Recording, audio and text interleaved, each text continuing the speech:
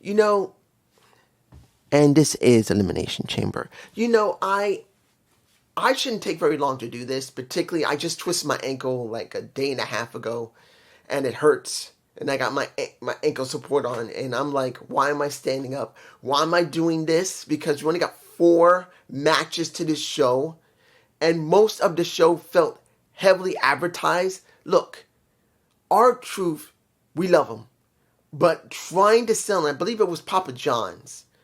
That's from Chicago, the pizza.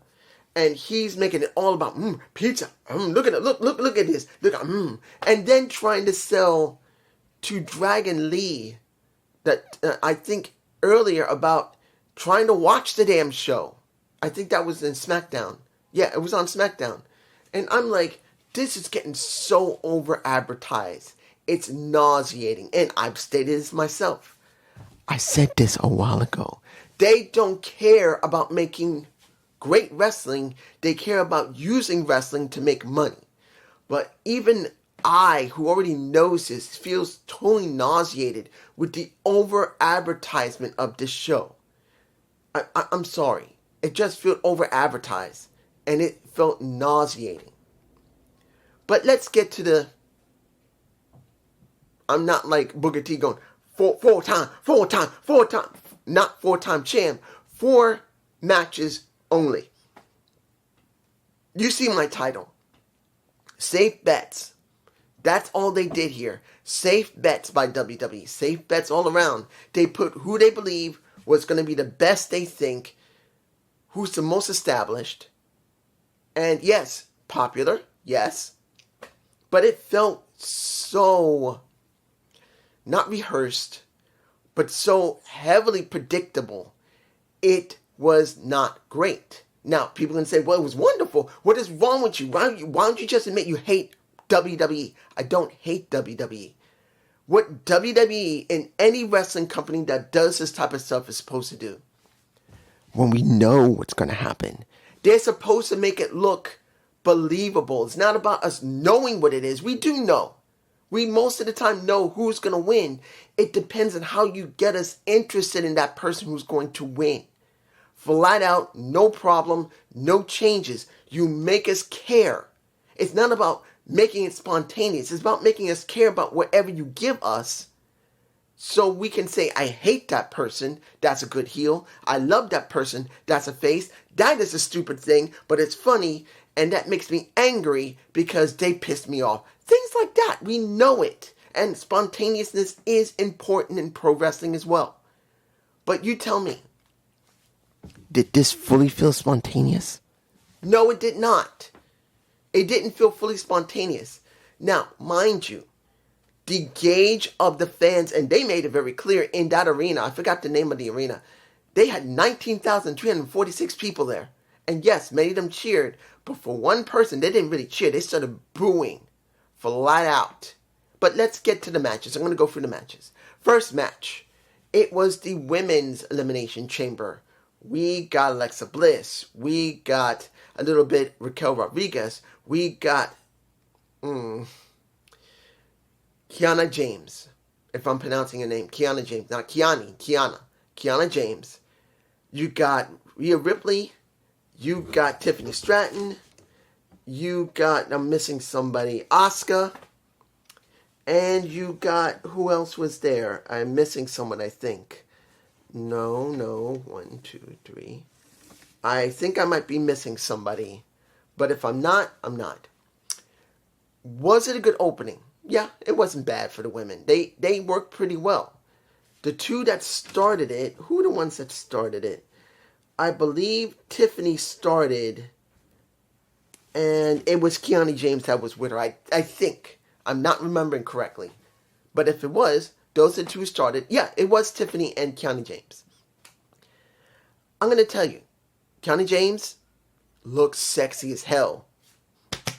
I don't know if she got implants or she finally decided, I want to make my boobs look really good, but she looked good.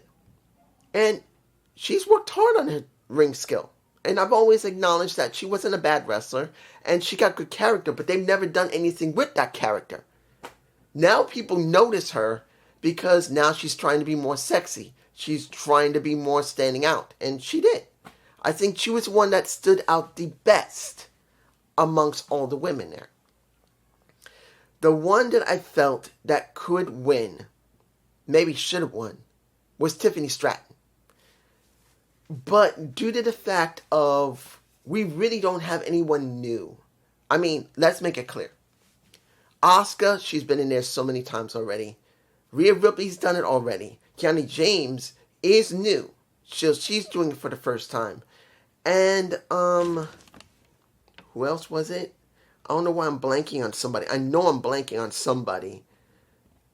I don't remember. There's someone else I'm missing, and I'm not sure who it was. Who was it? Why am I forgetting someone? And I hate that. But let me give it to you like this. No matter who I'm missing, the problem here is this. They're all the people they've already built, and we've seen no new women. None. Let's make this clear. I'm not going to tell you that every woman in the back should be in the main title picture. I'm not. But we should saw more women. We should have seen way more women than we had, and we haven't. And that just shows that they only want to use the most established people and do it ad nauseum. Yes, they did give us James. They did. They gave us her. She was the only one there that is the newest. But honestly, Raquel Rodriguez, I believe that's the person I'm missing.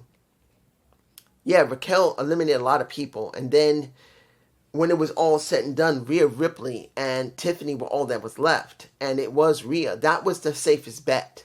Let's make it clear. Rhea deserved to be in the spot.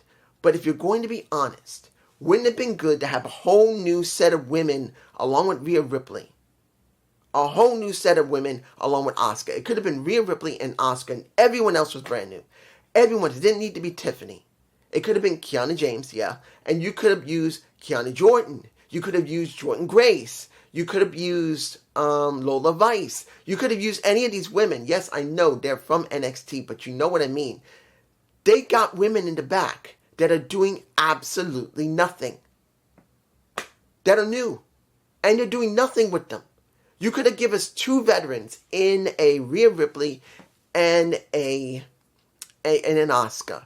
And you could have given us four other women that were brand new, that had been built up, and they could have gotten the shine here. And we got none of it. We got one woman only. And she's been on the roster for quite a while too, but they just never did anything with her. So it felt predictable. The safest bet. If it wasn't Rhea Ripley, I thought it was going to be Tiffany. To be honest, I think it would have been better if you had Tiffany, even though Tiffany dealing with a... let's make this very clear. Do I actually want to see a Rhea Ripley go up against a Jade Cargill? No. Let's be honest. And I'm being honest here. As someone who's watched Jade Cargill for years and had stated while watching AEW, they need to do more with her. They can't just let her just go through all the women on the damn roster. And Tony Khan refused to do that. She didn't feel legitimate because she wasn't with an established title. They didn't give the title, the TBS title, to an established woman like Ruby Soho or Athena. They refused to do it. They just made a title and just gave it to her. She didn't feel developed. She doesn't feel like she was very well trained. And it showed then. And to be honest, it still looks like it now. So you're putting Rhea Ripley, who is a very well established and very safe bet, to work with a Jade Cargill who legitimately, who I don't hate, that I feel needs more work. That it would have been better if she went to NXT and learned the style there and then went to the main roster, which they didn't do. She feels lacking. And I'm hoping I'm wrong. I'm hoping that by the time of WrestleMania, she will do something, but when was the last time she wrestled? You guys tell me. She hadn't wrestled in quite a while. She hasn't. Only thing she's done is just look pretty with that scar above her eye with gold coloring on it. And that's it. Honestly. Could have done better. Next match. This is the Women's IC title. Becky Lynch versus AJ Lee. Let's make this clear. Was this the right place to do this? To be honest, I don't think it mattered. AJ was cold. If it was a WrestleMania, and they actually, since she came back, built her correctly, which they didn't, I think it doesn't matter. I think it doesn't really matter they handed the title to her. Now, mind you, make this clear. AJ wrestled her ass off after not being in the ring for 10 years plus and no mainline matches on Raw at all. The woman wrestled her ass off and looked great. She looked so good. There's no lying about that. She must have busted her ass to get back into ring shape and really worked hard to make herself look that good. And she did. She was crisp on most of the moves that she gave and the moves that she had to take. She looked great. Were there a couple of botches? Maybe one. And it was a minor one. But the point is, she looked so good. But here's the problem. We hadn't seen her in months. In months. She did WrestlePalooza, went away, came back, didn't really do anything much. And now this is the first match before WrestleMania, 39 days before WrestleMania. And it feels lacking because there's nothing behind her.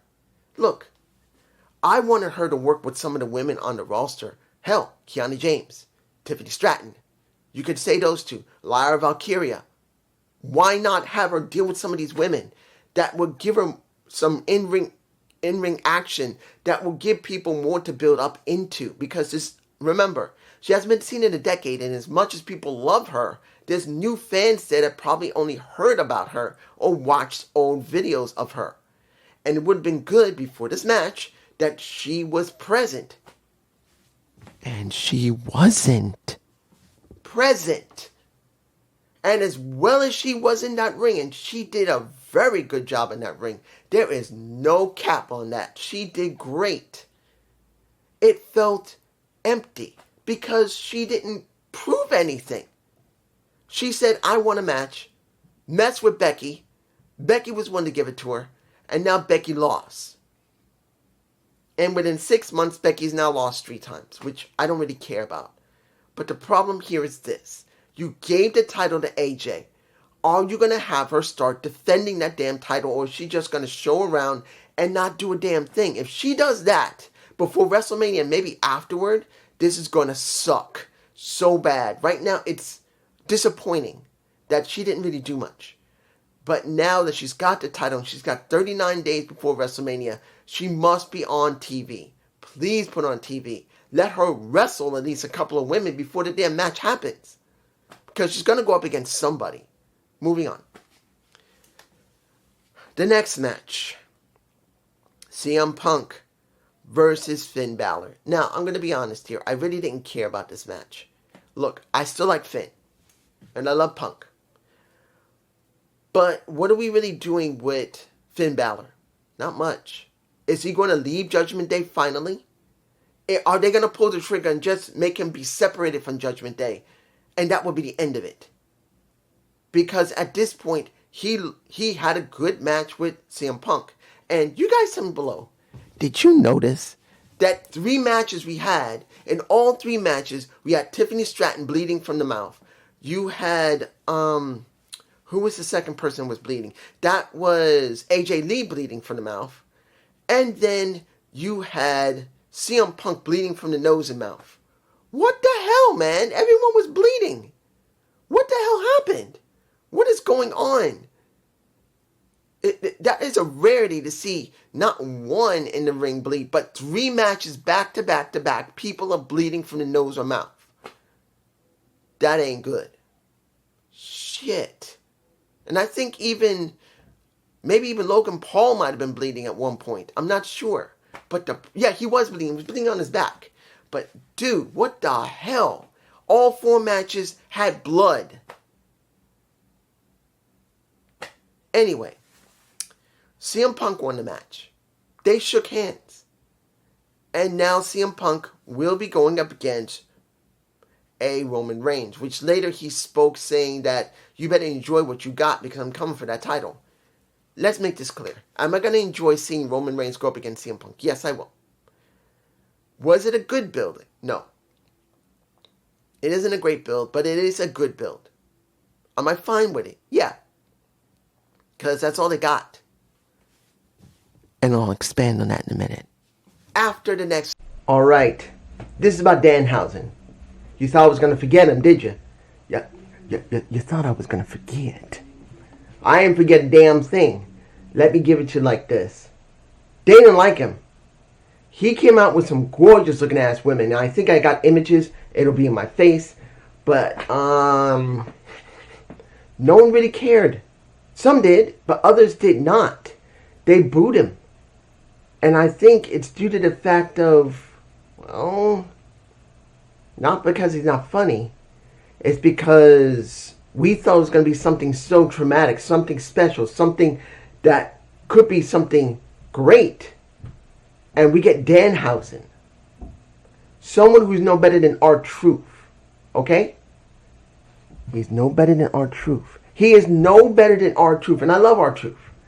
R-Truth can make anything funny. And I'm not saying Danhausen couldn't either. But we're talking about Danhausen being given that kind of spot to have this type of build-up and anticipation where many people thought it might have been Chris Jericho.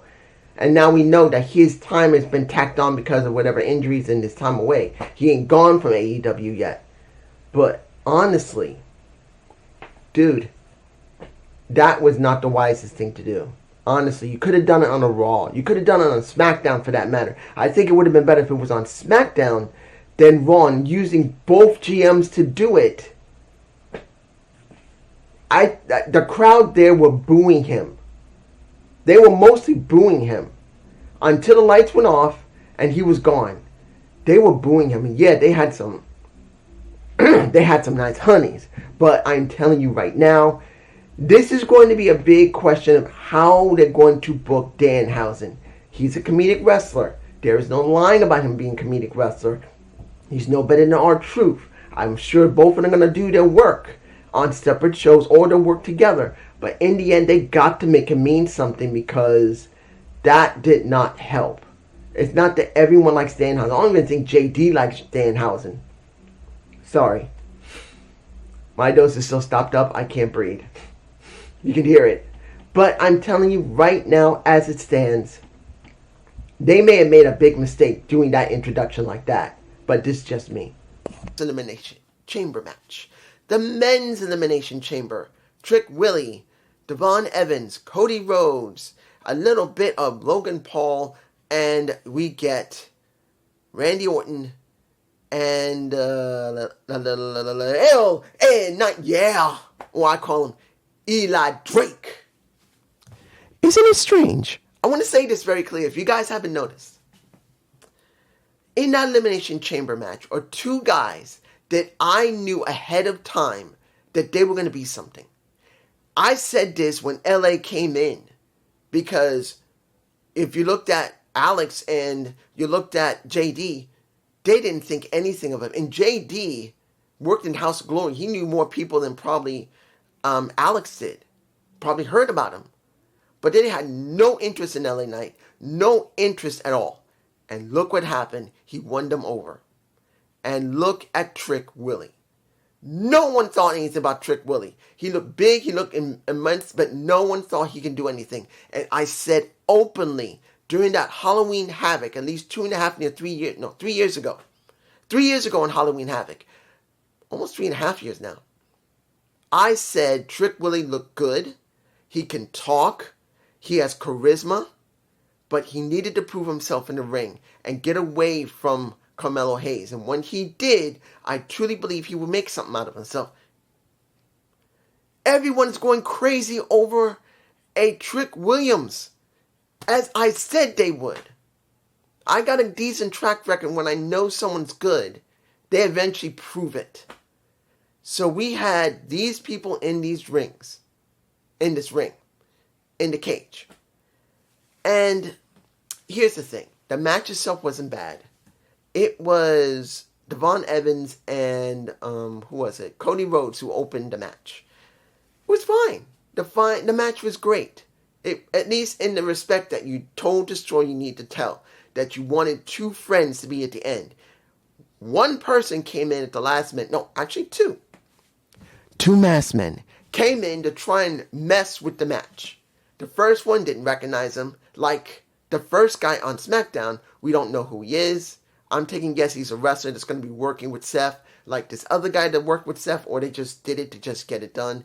But then the person came out, and it was obvious from the build, it was Seth Rollins. And he nailed the shit out of a Logan Paul. And when Paul Heyman saw him, he's saying, "No! No! Oh God, no!" Screaming like that. We didn't think he'd be back this soon, but we had a speculation after what was going on, like with Austin Fury, that maybe he was back, or at least nearly back, and they were just delaying it until the time was right. Here's the thing, though. Now that he's possibly back, what does this really mean? You got two guys out of the division. You got Braun Breaker, who tore his bicep, and you got no, not Braun Breaker. That is Bronson Reed. I'm sorry. Braun Breaker had to have surgery. He hurt himself seriously, not to danger, but he hurt himself pretty good. And then Braun Breaker. No, not Braun Breaker. Bronson Reed tore his bicep during a match, just going like this. I don't remember what the injury was to Braun Breaker, but he was out. He had successful surgery. He's fine. And Bronson's going to have a surgery, but that means there's only one person left. You're going to have to use Logan Paul to fill in the gaps to WrestleMania. I don't know if you can do it. It's going to be a big question if you can, but I don't know. It's going to count on how they're going to write this, because they were going to have Braun Breaker go up against Seth Rollins when he came back, because he's the one that got rid of him. And he's not there. Bronson Reed is out too. So now the third string, that number 3 in line, Bronson Reed, Braun Breaker, Bronson Reed, and Logan Paul. Because you can forget about Austin Fury. He's 4th. There is nothing that's going to matter. They're going to eliminate him quickly. But it's going to be Logan. Pretty much that's what you got. The real 3 important people is Braun Breaker, Bronson Reed, and Logan Paul. Austin Fury doesn't mean anything. He's going to get eliminated quickly. He's going to be out. And then they're going to have to try and build within 39 days a story between Paul Heyman, Logan Paul, and Seth Rollins. And you're going to say, well, there's a story there. Yes, but it was about Bronson and Seth.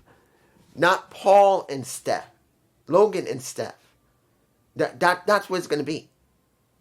But in the end, when it was all said and done, and we get someone pretty much not only RKO'd, but also given a what was it? It wasn't a Cody Cutter. What did he give him?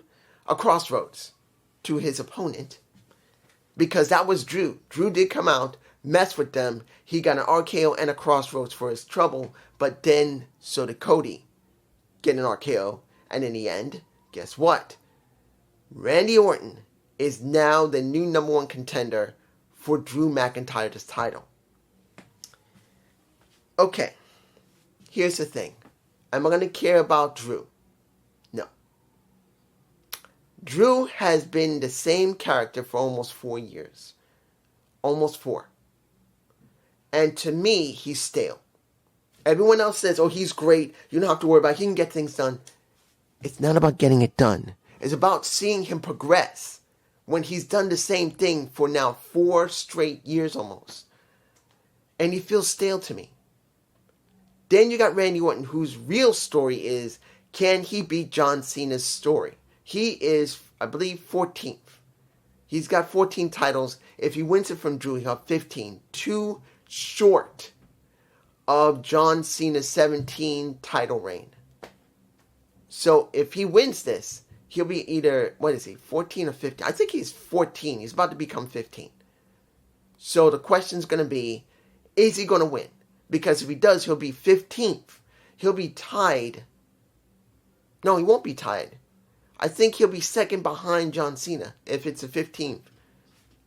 If he's 16, then he will be tied with Ric Flair. But if I'm right, it'll be 15. Currently, he's 14th, tied with Triple H. So that's the only thing I would care about. Will he win the next one, which will give him a rise and be second place with the current modern era of John Cena? Was this a bad show? No. It was very, very, very safe. It was. Let's make it clear. It was safe. You see I'm botching here. Rhea Ripley winning was safe. Randy winning is safe. Cody doing nothing, that's not surprising. CM Punk winning is safe, and it's going to give us a good story. And the final match under that one, when you see Becky Lynch, we knew AJ was going to win. It's also safe, but then it feels empty because they had no content from AJ for months before it happened. So it feels very empty, in my personal opinion. But this is just me. You guys tell me below. Have a good day. Have a good night. Peace.